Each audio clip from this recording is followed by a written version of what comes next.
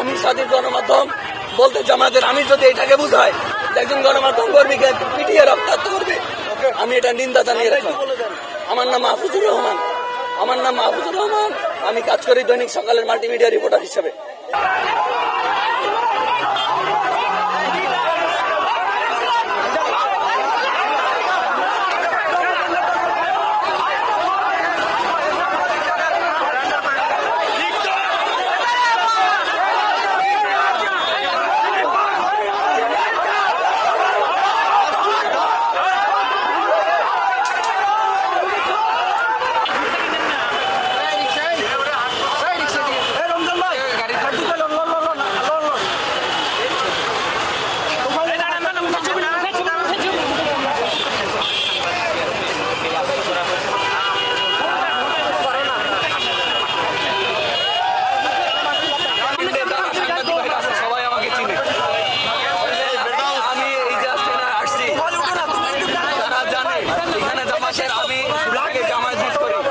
আমি স্বাধীন গণমাধ্যম বলতে জামাতের আমি যদি এটাকে বুঝাই একজন গণমাধ্যম কর্মীকে পিটিয়ে রক্তাক্ত করবে, আমি এটা নিন্দা জানিয়ে রাখলাম।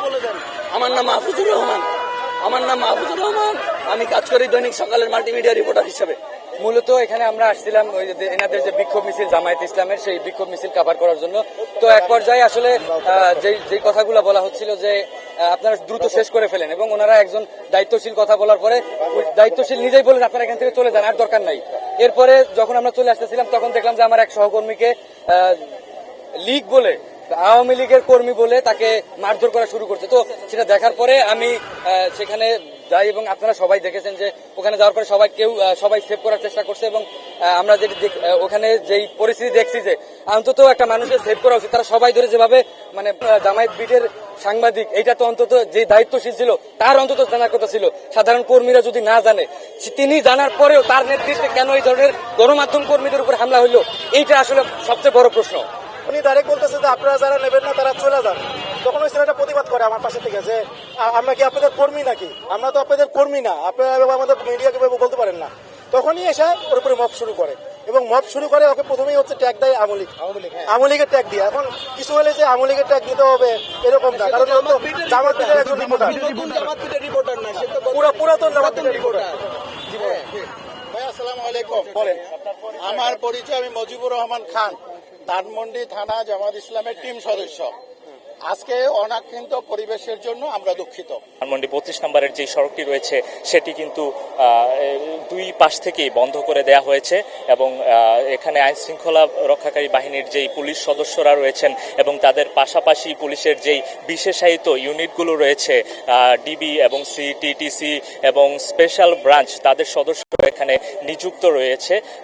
এখানকার আইন শৃঙ্খলা শুধু এখানেই নয়, এছাড়াও রাজধানীর 200টি পয়েন্টে চেকপোস্টও বসিয়েছে ঢাকা মেট্রোপলিটন পুলিশ, এবং পুলিশের পক্ষ থেকে জানানো হয়েছে যে পুলিশের 15টি কুইক রেসপন্স টিম তৈরি রয়েছে আজকের যে কোনো পরিস্থিতি সামাল দেওয়ার জন্য। তবে ধানমন্ডি 32 নম্বর ঘিরে যে বিশেষ সতর্কতা নেওয়া হয়েছে, সেখানে আমরা একটু আগে দেখতে পেয়েছি এখানে আসলে সকাল থেকে এখন আওয়ামী লীগের কোনো কর্মী অথবা নেতাকর্মীদের দেখতে পাইনি। তবে এখানে সকাল থেকে যে জামাতে ইসলামের ধানমন্ডি শাখার সদস্যরা আছেন তারা একটি বিক্ষোভ মিছিল করেছেন, এবং তারা এখানে বিক্ষোভ মিছিল শেষে সাংবাদিকদের সাথে কথা বলার সময় একটি উত্তেজনাপূর্ণ পরিস্থিতি তৈরি হয়েছিল, এবং সেখানে গণমাধ্যম কর্মীদের মারধরও করা হয়। সেই বিষয়ে যদি একজন গণমাধ্যম কর্মীর কাছে জানতে চাই, এখানে একটু আগে জামাত ইসলামের সাথে গণমাধ্যম কর্মীদের যেই সমস্যাটি হয়েছিল সেই ব্যাপারে।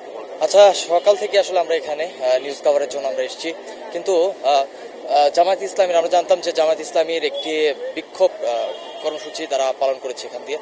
তো সেই কর্মসূচি শেষ করে তারা এখানে বক্তব্য দিতে আসে, তারপরে তারা একের পর একজন আসলে কথা বলতে থাকে। আমরা তখন বলেছিলাম তাদেরকে যে আমরা তাদেরকে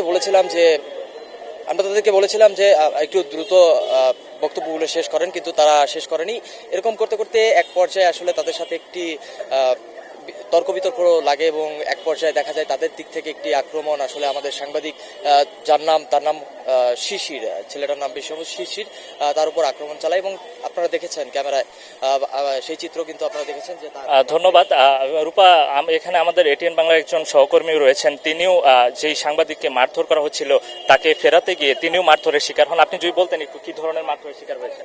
আসলে আমি যখন দেখলাম যে আমার একজন সহকর্মী, হ্যাঁ সহকর্মী, ওনাকে আসলে কুকুরের মতো রাস্তায় ফেলে মারা হচ্ছে, তখন আমি আসলে আমার ভিডিও অন করেই আমি তাকে সেভ করার চেষ্টা করি এবং সেভ করতে গিয়েই জামায়াতের দুজন কর্মী আমার দিকে তেড়ে আসে এবং তারা এলোপাথারিভাবে আমার বুকে, মাথায় এবং ঘাড়ে মারে এবং এরপরে আমার মোবাইল এবং বুম কেড়ে নেওয়ার চেষ্টা করে।